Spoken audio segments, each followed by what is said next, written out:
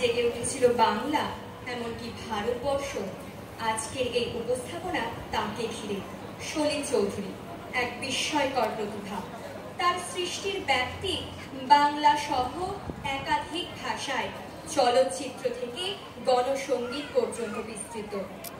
আজ আমরা তার জন্ম শতবার্ষিকী উদযাপন করছি। তিনি আমাদের মননে ও সংস্কৃতিতে রেখে গেছেন এক অবিনশ্বর ছাপ।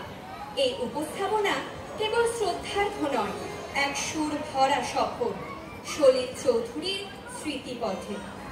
সলিল চৌধুরীর সুরে যেমন ছিল আদরের ছোঁয়া, তেমনই ছিল মাটির ঘ্রাণ।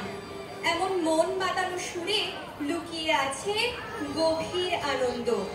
সলিল চৌধুরীর কথা ও সুরে এখন ছোটদের কণ্ঠে শুনব সেই চিরচেনা ছন্দ ধিতাং ধিতাং বলে।